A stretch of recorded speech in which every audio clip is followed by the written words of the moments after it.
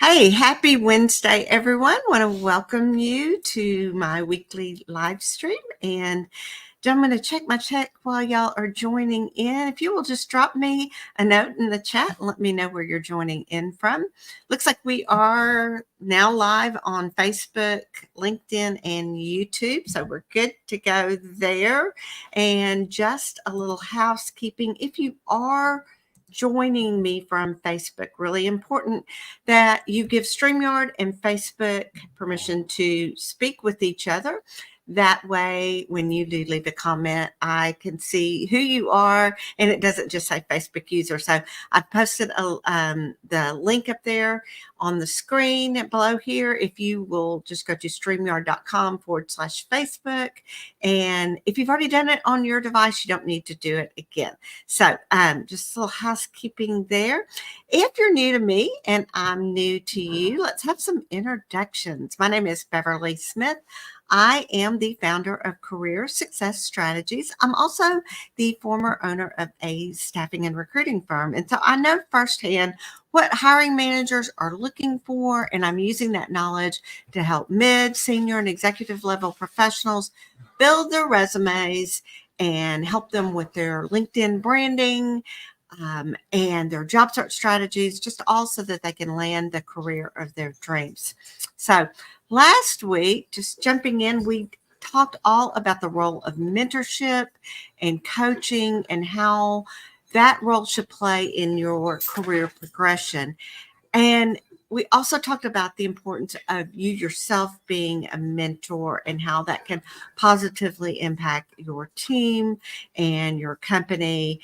And so if you missed that, it was a great episode. Go back to my YouTube channel, and I'm going to put that link up here on the screen as well. It is at Beverly Smith Resumes, and you can catch all the past episodes. You will need to go and click on the live tab. All our past episodes are actually streamed live to YouTube, and so therefore they are now under the live tab and not on the main tab. So while you're over there, make sure that you subscribe to my channel, that you click the bell to get notified anytime that I do go live or that I post over there on YouTube, and it would be helpful. And if you have comments on any of the past ones, just make sure you use hashtag replay. Make sure that you tag me in them, and that way I will get a notification and I can come back and answer you there. So I'm going to go ahead and take that off the screen. And again, as we dive into this topic, we've got an important topic today that I get asked a lot about. And that is the topic of how to create a really impactful resume that reduces the risk of ageism. So most of my clients are in their 40s and 50s, and for them, this is a huge concern. They are afraid of being passed over for younger clients or younger candidates. And so I really wanted to come in and talk a little bit more about what you can do to make your resume more effective, how my team and I can help you with that process as well. But before we jump into that, one of the things that I want to say is the very first thing that you need to do when it comes to addressing the issue of age bias is really going to begin with you. And if the thought that you are likely to be passed over because of your age, if that thought is front and center in your mind, then it's going to show up, y'all, in your attitude, your confidence, even how you present yourself.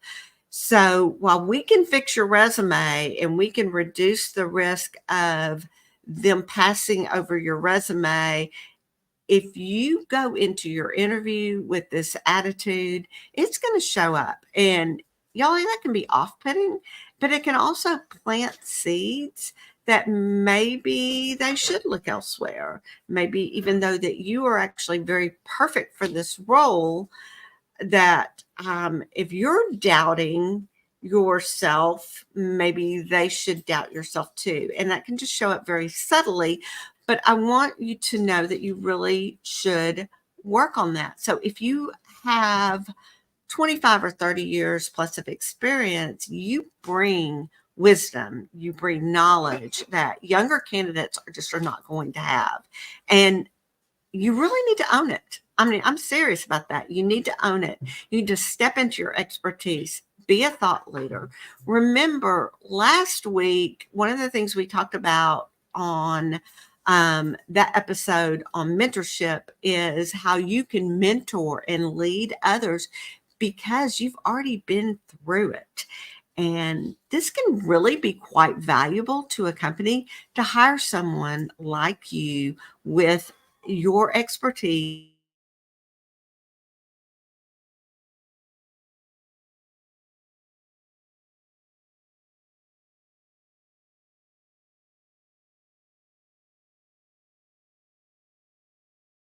You've got to work on this because, like I said, we can fix your resume.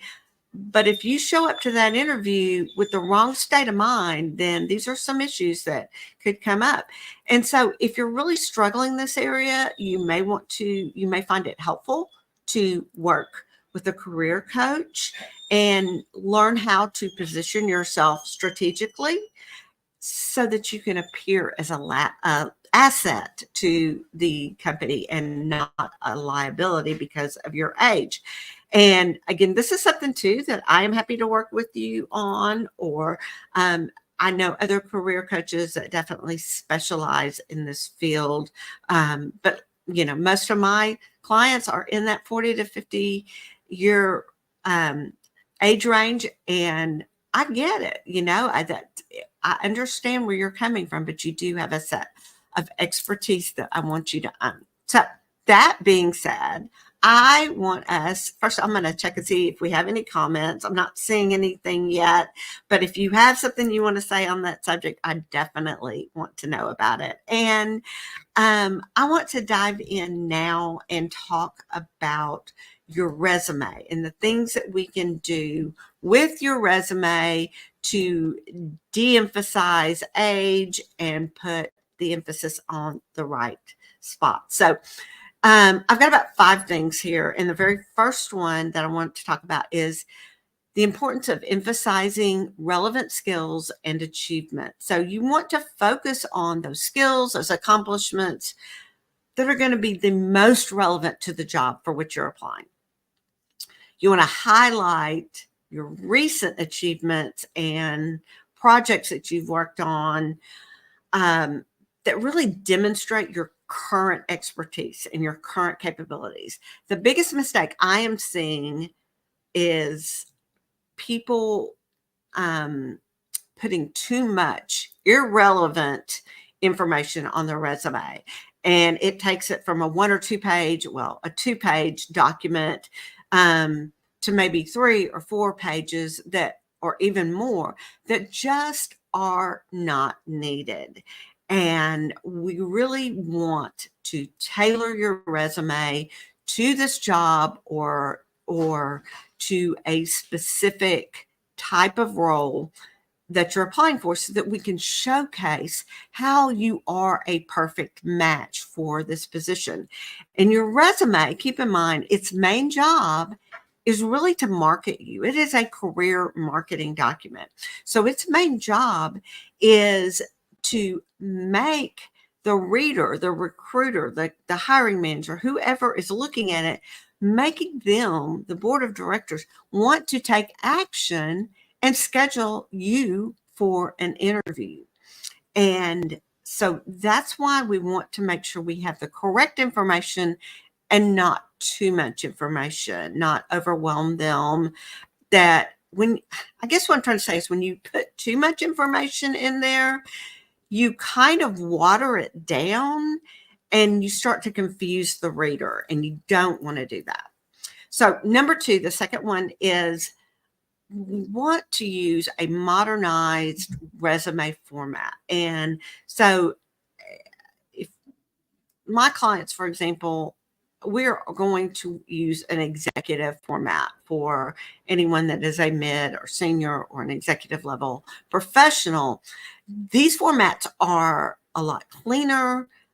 they have a contemporary layout. A lot of times they might have just a little bit of color in them, but they are easy to read and easy to have it just enough white space so that it's the eye travels through the resume very easily.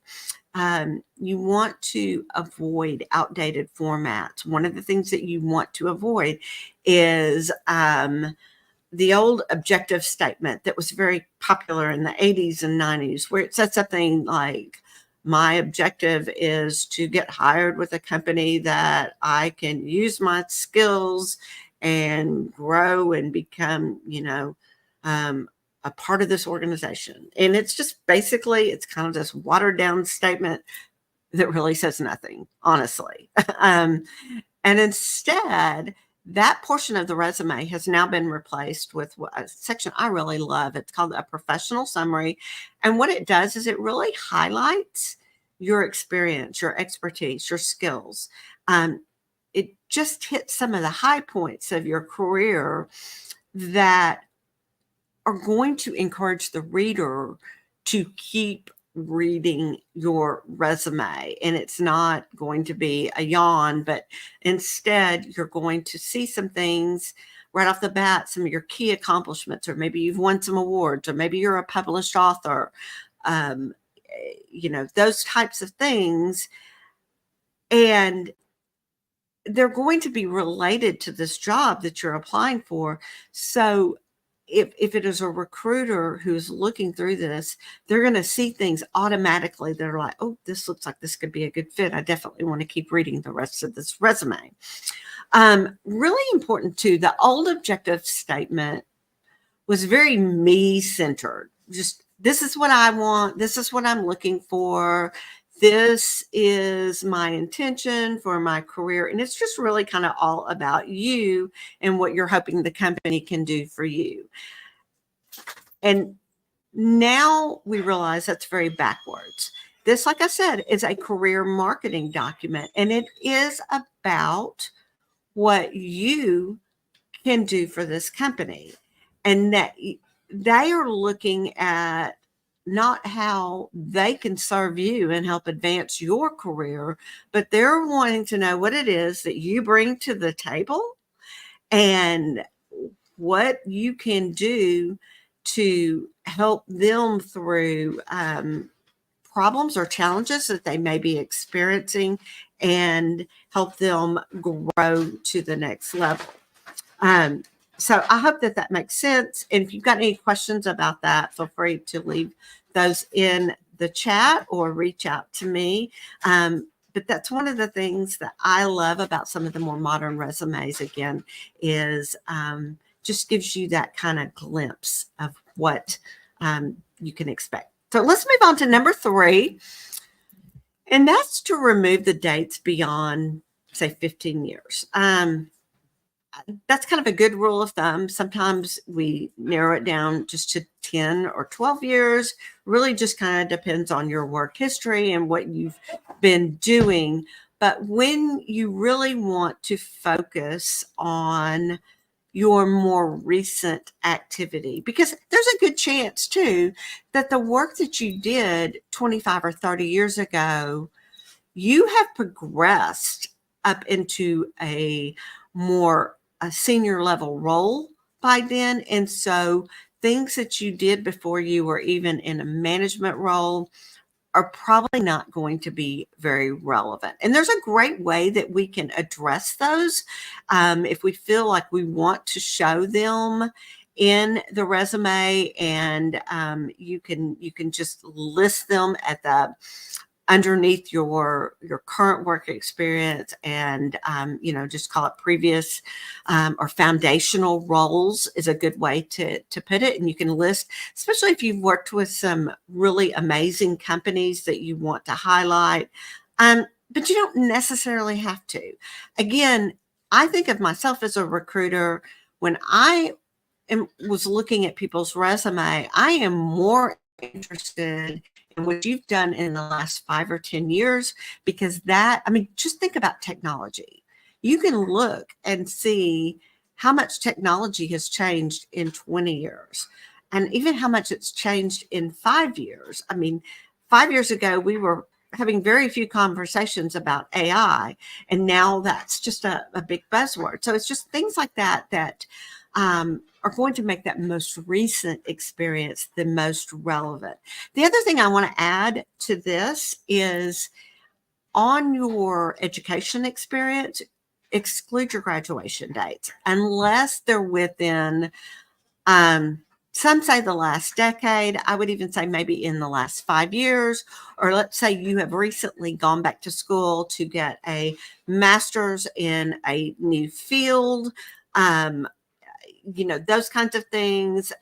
You can put that graduation date there because that's going to actually fall into one of the topics we're going to talk to next. It's going to show, that you are constantly updating your skills. So that would be one case that you might want to put it. Or let's say you're currently in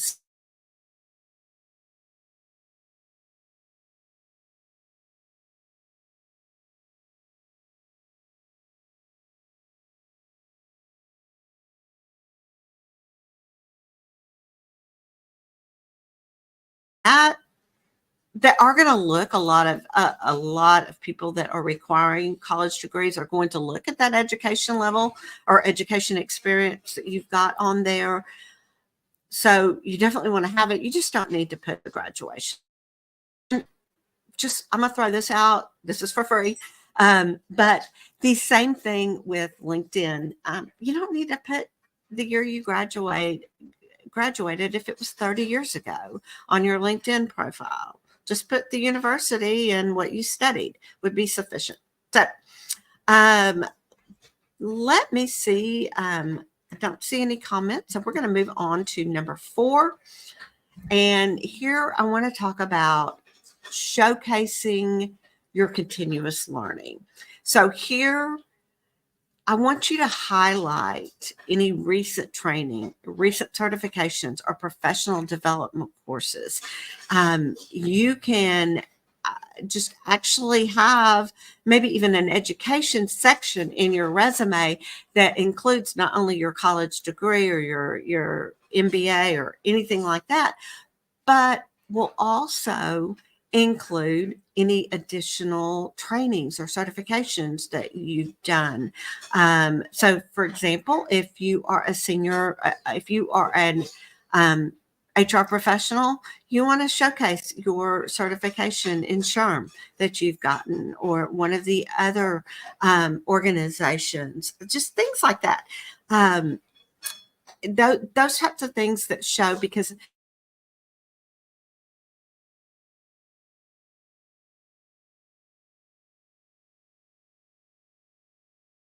so we're having to do continuing education credits in order to keep those things relevant. And what that's going to do, I guess, let me get to the point here, is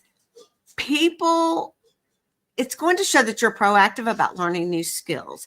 And people who stay up to date on the latest trends, on the latest technology, on latest skills, you have an added bonus of not only do you have 25 plus years of experience, you can really wow a potential employer, because one of the things that they fear is that an older candidate might be set in his or her ways and not really willing to learn something new. And so that continuous education, showcasing it on your resume, is going to be very, very beneficial to you. And I would also add too, you want to make sure you've got that on your LinkedIn profile as well. All right, so let's move along to my last one here, and that's number 5.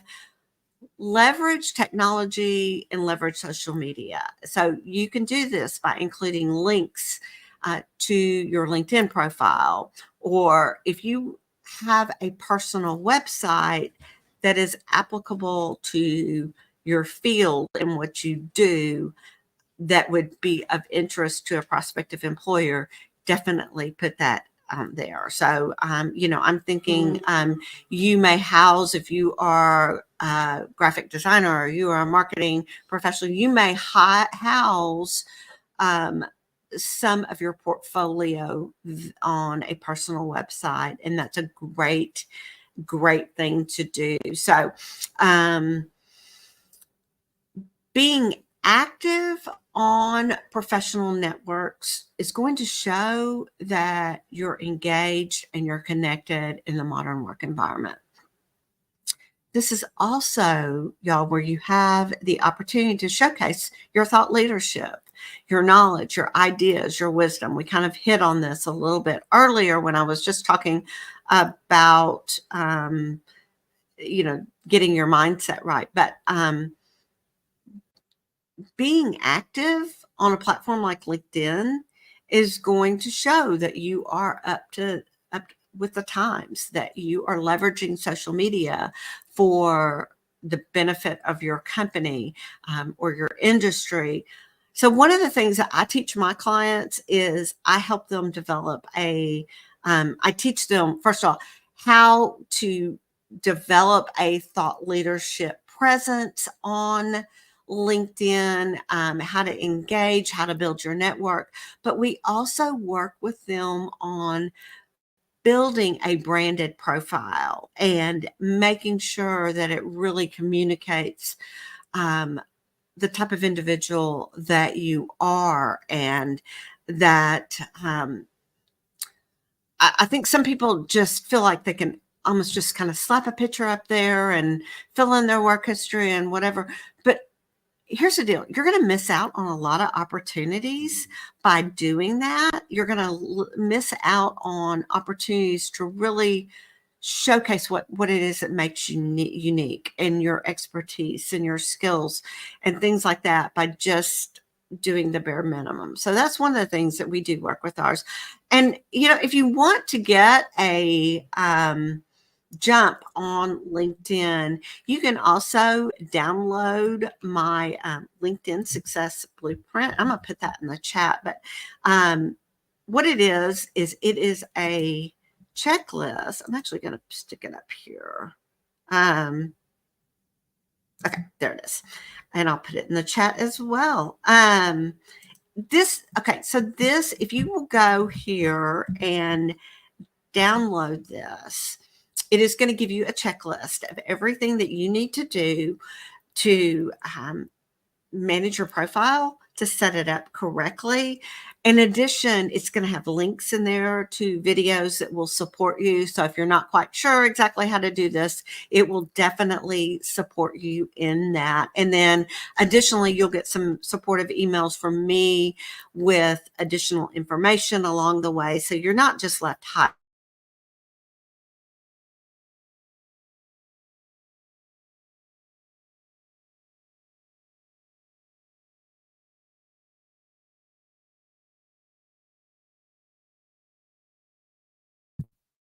Sorry, I think I froze up there for a second. So if you want more coaching on that, that's definitely something that I can help you with. If you want someone just to say, hey, I would like for you to write my LinkedIn profile, we can do that for you. We can do as much of it or as little of it as you want us to. And so happy to help you with that. And of course, obviously, we do help you with your resumes as well as your other job search strategies. So I'm also going to put a link for you in the chat if you want to book a complimentary consultation with me. I've got the link there up on the screen for you, but I'll put it in the chat so that you can just click it and be good to go. Okay. We covered a whole lot of information here. And I want to remind you, if you are catching this on the replay, if you have a question, feel free to reach out to me. You can send me a direct message on LinkedIn or on Facebook. Would be great. Or you can use this link here to schedule a complimentary consultation, and we can talk more about your specific situation and what you will need to do to move forward. I get that this is a tough subject, and there is a lot of challenges around people being concerned about their age. So, one of the things I want to give you a little bit of hope is people are staying in the workforce a lot longer, and people that do retire, actually, a lot of them do come back and decide, hey, I wasn't quite ready for retirement. I really would maybe like to pivot and maybe do something related to what I was doing, but maybe on a different scale or a different industry. And we can help you with those things as well. But I want to give you some encouragement that if you plan to work well into your 60s or even into your 70s, that's not unrealistic. If you want to do that, there are companies that are hiring you, and there are ways to overcome those challenges. And I'm going to tell you, we have an aging workforce. There are not as many Gen Z and whatever the next generation is that's coming in behind them being born, and or that have been born, and there's just not as many as there were of especially the boomers, and just the whole landscape. I see a lot of opportunity. I'll put it that way. So I don't want you to be discouraged if you are in your 50s, if you're in your late 50s, if maybe you're thinking, hey, I want to retire from my current career, but I really don't want to quit working. There's hope that you can definitely do that.